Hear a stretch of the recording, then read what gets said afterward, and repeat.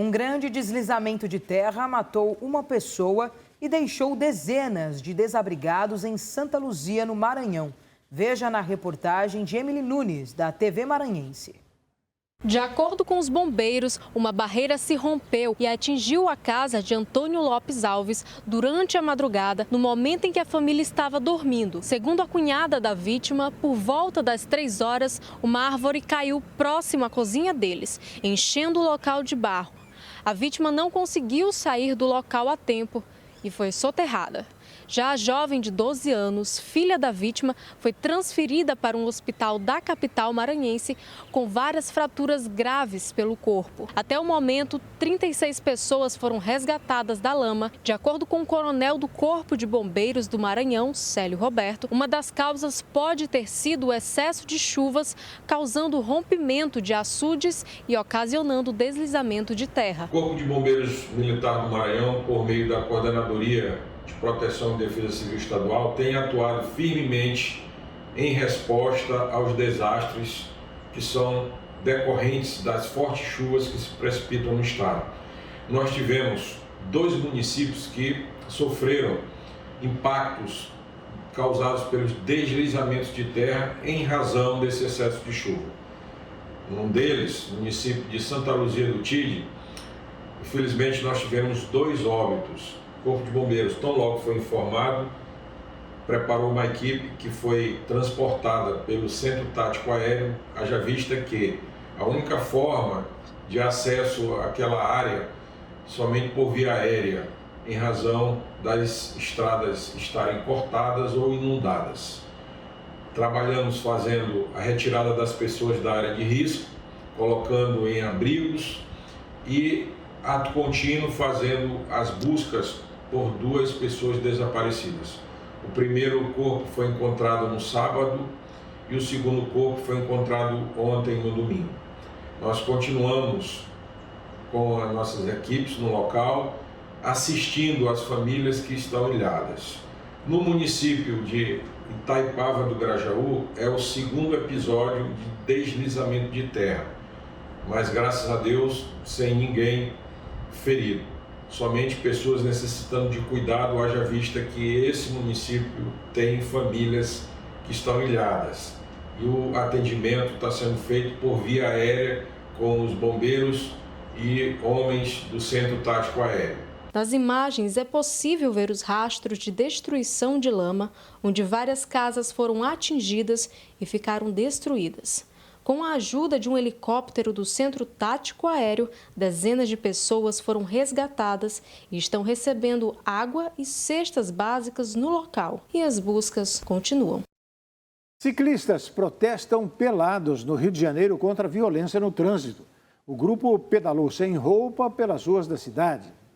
Essa foi a forma que um grupo de ciclistas do Rio de Janeiro encontrou para protestar contra a violência no trânsito. Pedalaram nus pelas ruas da cidade na noite de sexta-feira.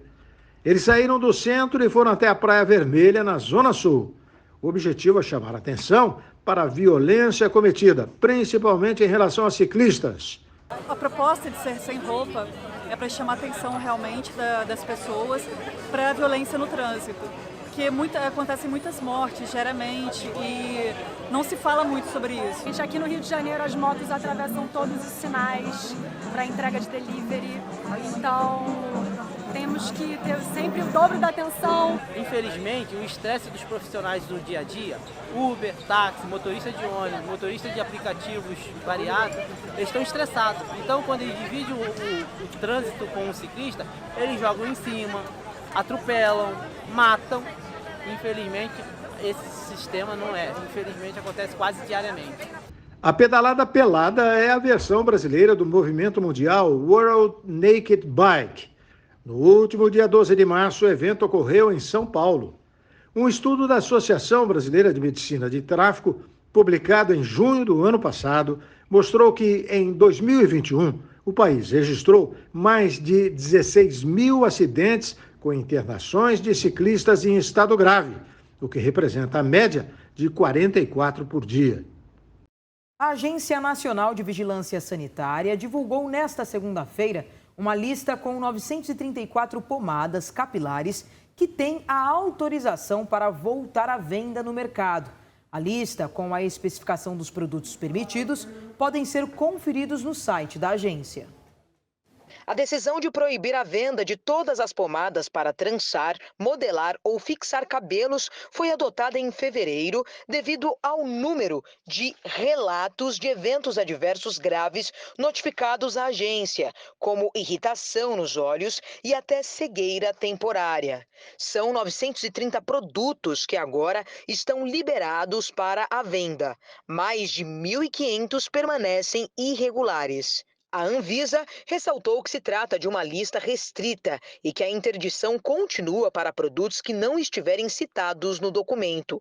De acordo com as investigações, a maioria dos produtos que causou efeitos adversos oculares graves apresentou altas concentrações da substância Ceterete 20. Por isso, a interdição segue para produtos que estejam nessa condição. Segundo a Anvisa, há a permissão do retorno ao mercado de parte dos produtos que possuem essa substância abaixo da concentração de 20% em suas fórmulas. Desde o início deste ano, foram abertas investigações para apurar o caso e a agência já cancelou, desde então, a autorização de 635 produtos por motivos como uso de ingrediente não autorizado ou fora do limite, ausência de declaração do responsável técnico da empresa e não apresentação de estudos e testes solicitados. A Anvisa também destacou que continuará com o monitoramento de todos os casos de efeitos adversos associados às pomadas capilares e agindo sobre os produtos que venham a ocasionar novos riscos. Vladimir Putin e Xi Jinping se reuniram nesta segunda-feira no primeiro dos 3 dias da viagem do presidente chinês a Moscou. O líder russo diz que vai analisar a proposta de Pequim para o fim da guerra na Ucrânia. O presidente da Rússia, Vladimir Putin, afirmou ao mandatário chinês Xi Jinping que está pronto para discutir a proposta de Pequim para o fim da guerra na Ucrânia. Putin também garantiu, durante uma primeira reunião entre os dois mandatários nesta segunda-feira no Kremlin, que sempre esteve aberto a negociar. Certamente vamos discutir todos os assuntos, incluindo a sua proposta, a qual tratamos com respeito. A China adota uma postura neutra no confronto, mas é criticada pela forte aliança com a Rússia. De acordo com os Estados Unidos, o governo chinês estudava fornecer armas para Moscou, possibilidade negada com veemência por Pequim. No dia 24 de fevereiro, quando a guerra completou 1 ano, o governo chinês publicou uma proposta com 12 pontos pedindo o início das negociações de paz entre Rússia e Ucrânia. Horas antes do encontro entre Putin e Xi, o Ministério Chinês das Relações Exteriores criticou a ordem de prisão do Tribunal Penal Internacional contra o presidente russo e diz que a corte adota padrões duplos nas decisões. Nós somos parceiros em uma compreensível cooperação estratégica. A situação determina que deve haver fortes laços entre os nossos países. Xi Jinping desembarcou nesta segunda-feira em Moscou para uma visita de 3 dias.